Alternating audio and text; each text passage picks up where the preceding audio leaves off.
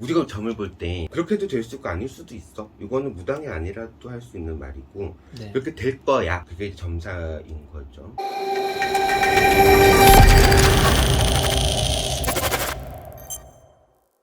선생님 안녕하세요. 안녕하세요. 자기소개 부탁드릴게요. 안녕하세요. 저는 부산에서 신당을 모시고 있는 진천신당의 진천이라고 합니다. 그 법명이라고 하나요? 그러니까 원래는 이름이 진천으로 쓴 건데 네. 진천 박수입니다. 뭐 박수무당 진천입니다. 이런 것처럼 쓰려고 받은 건데 이거를 그냥 아예 우리 집을 지칭하는 이름으로 쓰자 네. 해가지고 그냥 아예 진천신당이라고 지어서 하고 있습니다. 진천이 무슨 뜻인 거예요? 뜻풀이 그대로 하면은 네. 떨칠진의 하늘천이에요. 하늘에다가 떨쳐라.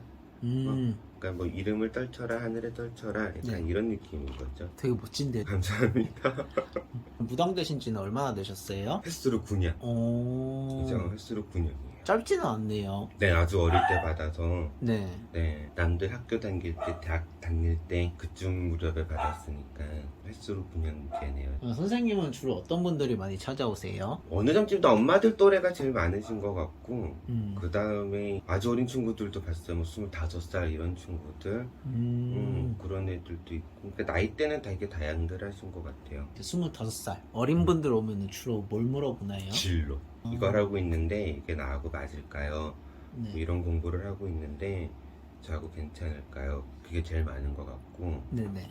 또 연애 이런 거 처음 무당집 오면은 어떤 식으로 점사가 진행되나요? 처음 오시면은 물어요. 일단은 뭐 몇 살이냐 묻고 이제 고하는 거죠. 이분들한테 몇 살에 어디 사는 누구다. 어른들한테 고하면은 그게 시작인 것 같아.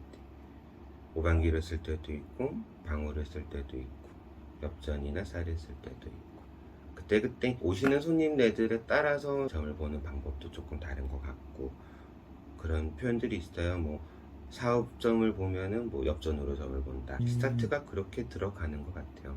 선생님 그럼 어떻게 점을 봐주세요? 일단 기본적으로 저는 엽죽기는 해요. 몇 살 몇 월 며칠이에요 하면은 뭐 몇 살 몇 월 며칠입니다 하면 적겠지 우리가. 몇 살 몇 월 며칠 적고 엿줍는 거죠. 말로 이제 뱉지는 않아요. 속으로 엿줍는 거죠. 우리는 말을 받는다라고 표현을 해요. 무당들은 말을 받아서 전달을 하는 거지. 무당들은 가장 쉽게 우리가 오방기라고 하잖아요. 네. 무당집 가면은 어느 무당집에 다 있는 게 오방기예요. 오방기는 엑스레이를 찍는 거고 네. 방울구체는 MRI를 찍는다라고 해요. 와. 그러면은 우리가 깊게 파고들고 뭔가 조상의 문제, 우리 같은 뭐 이런 신이 내렸어 그런 부분들 방울구체 쓰는 거고 오방기는 확인의 용도도 되는 거고 내 점사가 맞느냐 내려주시는 말씀을 우리가 옳게 해석을 했습니까 확인의 문제 진단을 하는 거죠. 그렇게 해서 점사를 보는 것 같아요. 상담비는 얼마 정도예요? 이게 네. 얼마입니다 딱 정해놓으시는 분들도 계시고 안 정해놓는 분들도 계시는데 네. 그게 참 문제가 되는 경우도 있는 것 같아요. 그래서 이제 보통 정해놓기는 해요. 인당 5만 원입니다. 식구 다 보는데 내 식구 기준으로 10만 원입니다. 이게 정해놓기는 해요. 대신에 이제 출가하신 분들은 우리들 말로 가정명당이 틀리기 때문에 뭐 출가하신 뭐 딸이다 뭐 이러면 며느리는 그 식구에 포함이 되는데 딸은 또 포함이 안 돼요. 가정명당이 틀려지니까. 근데 딸이 시집을 갔는데 이 딸도 한번 봐주세요 하면 10,000원 더 받아요. 우리가 가지 없는 나무가 없고 줄기 없는 나무가 없잖아. 그렇게 네. 표현을 하는데 이 사람을 보려면은 이 사람의 집안 내력도 알아야 될 거고 네. 뭐 이 사람의 과거도 알아야 될 거고 과거라고 하면 이제 그 집안의 뿌리를 보고 우리가 뿌리가 안 좋으면 줄기가 안 좋고 잎이 안 좋잖아요. 줄기는 현재를 보는 거고 열매가 어떻게 열릴지 모르잖아. 네. 이 사과가 맛있게 익을지 맛없게 익을지는 먹어봐야 하는 거잖아요. 열려봐야 하는 거야. 네. 그 잎은 미래라고. 이거 어렵나 말이? 너무 어려워요. 그죠? 네. 그러니까 내가 지금 이런 문제가 있습니다 네. 라고 하면 무당집은 눈에 보이지 않는 세계를 일단 이야기를 하기는 해요.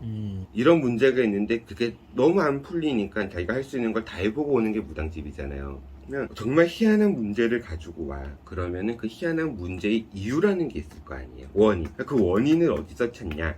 뭐 과거에서도 찾을 수 있을 거고 뿌리에서도 찾을 수 있을 거고 현재에서도 찾을 수 있는 거고 이거면 내가 취직이 될까요?에 대한 결과물은 열매잖아. 이 사람은 열매를 모르잖아. 네. 근데 어쨌든 이제 무당이라고들 앉아 계시는 분들이 너는 취직이 될 거야 라고 이야기를 해줄 거 아니에요. 네.